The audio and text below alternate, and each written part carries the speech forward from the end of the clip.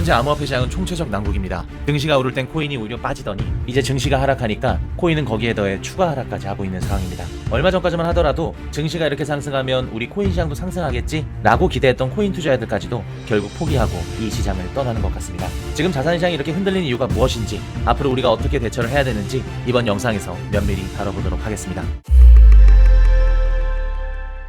현재 암호화폐 시장은 연이은 조정을 겪고 있는 상황입니다. 얼마 전까지만 하더라도 증시는 상승을 하고 있는 모습을 보여줬기 때문에 긍정적이었죠. 하지만 지금은 그렇지 않습니다. 증시도 같이 하락을 하고 있는 상황에서 암호화폐 시장도 조정을 맞이하고 있기 때문이죠. 미국의 정치적 불확실성이 커지면서 셧다운이 장기화로 들어가고 있습니다. 그로 인해 12월달 연준의 금리 인하 불확실성은 점점 더 커져가고 있죠. 시장에서는 AI 버블이다, 암호화폐는 시즌 종료다 등등 부정적인 이야기들이 나오고 있는 상황인데, 실제로 온체인 데이터와 기술적 지표는 어떤 상황에 놓여져 있는지 한번 알아보도록 하겠습니다. 이번 하락에서 대다수의 분들이 손실을 겪고 계실 때 정반대로 수익을 내고 계신 분들이 있습니다. 적절한 시점에 포지션을 안전하게 들어간다면 기회비용을 놓치는 일 또한 없을 겁니다. 이렇게 수익이 발생할 수밖에 없었던 이유는 우연이 아닌 미리 시장을 대응하고 준비한 결과물이겠죠. 시그널룸에서는 최상위 트레이더 분들이 종목과 관점을 계속해서 올려드리고 있기 때문에 실시간 시황을 확인하실 수 있습니다. 보다 더 자세한 시황 분석은 시그널룸에서 확인하시길 바라겠습니다. 자, 온체인 데이터 한번 볼게요. 온체인 데이터를 볼 때 현재 시장은 단기 변동성으로 조정이 올 수는 있겠지만 중장기적으로는 상승 모멘텀이 살아있는 모습을 보여주고 있습니다.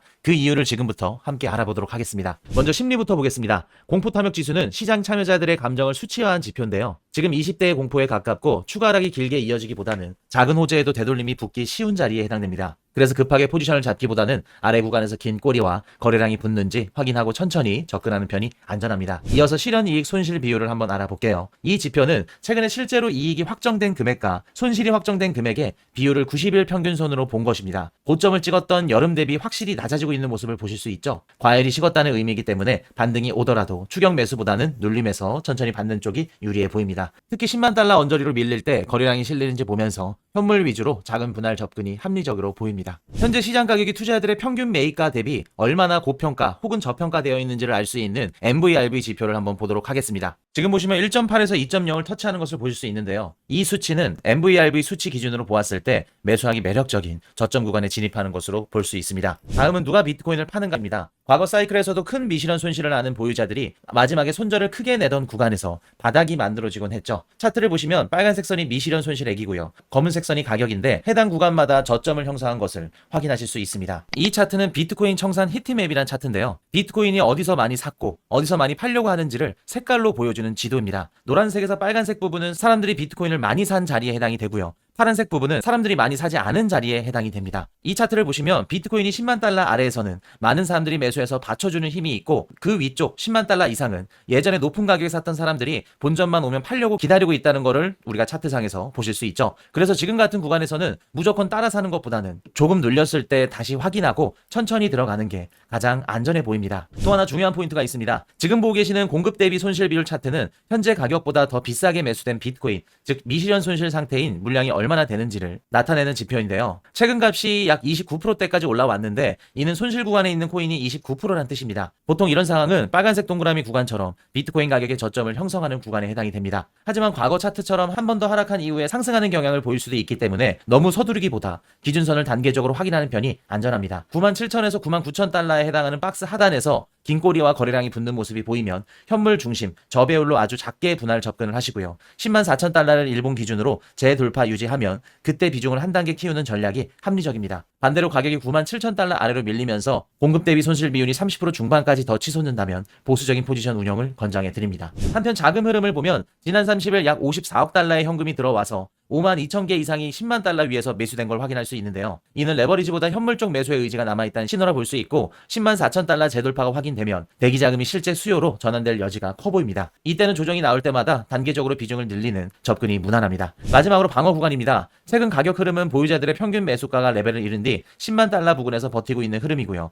ETF 쪽은 순유출이 이어지면서 옵션 시장도 다소 방어적으로 바뀐 모습입니다. 시장은 과매도권에 근접해 단기 반등 탄력은 남아있지만 큰 방향을 바꾸려면 조금 조금 더 시간이 필요한 것으로 보여집니다. 그 전까지는 레버리지를 줄이고 현금 비중을 일부 남겨두는 보수적인 포지션 운영을 권장드립니다. 자, 정리 한번 해볼게요. 지금은 97,000에서 103,000달러 박스에서 하방이 얼마나 단단한지 테스트하고 있는 구간에 해당이 되고요. 104,000달러를 재돌파 유지하면 반등의 지속 가능성이 점점 더 커질 것으로 보여집니다. 중기 밸류에이션은 과열과 거리가 있어서 여유가 남아있지만 본전 매물이 남아있어서 속도는 완만할 수 있습니다. 기준은 간단합니다. 아래에서는 긴 꼬리와 거래량이 붙을 때만 현물 소량 분할, 그리고 위에서는 104,000달러 회복 유지 확인 뒤에 단계적으로 비중을 키우는 순서가 가장 안전합니다. 자, 기술적 분석 들어가 볼게요. 지금 비트코인은 계속해서 장기 상승 추세선을 향하고 있죠. 현재 이 차트를 보시면 기술적 분석에서 가장 중요한 쟁점은 이 장기 추세선에서 지지를 받느냐 혹은 돌파를 하느냐, 이 부분일 텐데요. 아마 대부분의 트레이더분들이 관심을 갖고 계실 것 같습니다. 지난 영상 이후 약반등이 나온 후 다시 장기 추세선을 향해 하락하고 있습니다. 평소라면 무시했을 수준의 미미한 반등이지만 지금과 같은 중요한 상황에서는 이러한 작은 움직임도 놓칠 수 없겠죠. 이 약반등은 크게 두 가지의 의미를 갖고 있습니다. 첫째는 보시다시피 살짝 오르게 되면서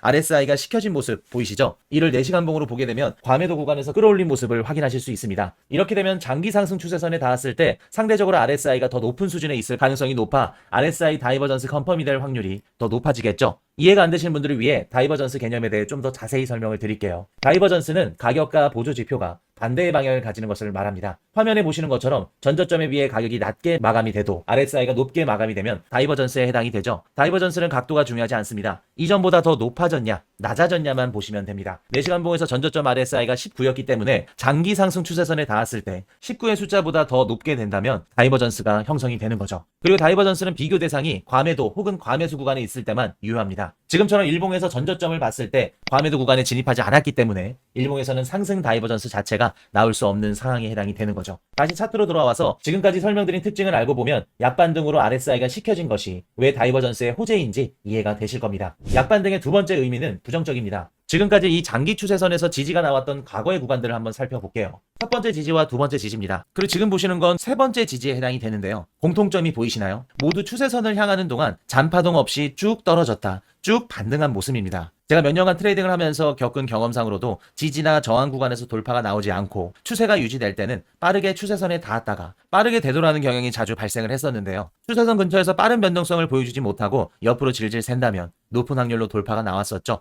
추세선 근처에서는 잔파동을 보여주지 않는 것이 추세 유지의 긍정적인 신호라는 뜻입니다. 이 관점에서 본다면 빠르게 추세선에 닿지 못하고 약하게 반등이 계속해서 나오는 것이 결코 좋은 신호가 아니라는 거겠죠. 정리하겠습니다. 현재 비트코인은 기술적으로 아주 중요한 위치에 있습니다. 단기 상승 추세선이 유지가 되느냐 깨지느냐가 관점이 될 건데요. 이 결과에 따라 앞으로 중장기적인 추세의 관점이 바뀔 수 있기 때문에 계속해서 확인을 하셔야만 합니다. 언제 이 추세선에 닿을지는 아무도 모르기 때문에 만약에 닿게 된다면 저희 시그널룸에서 실시간으로 말씀을 드리도록 하겠습니다. 오늘도 영상이 좋으셨다면 구독과 좋아요, 알림 설정 부탁드리도록 하겠습니다.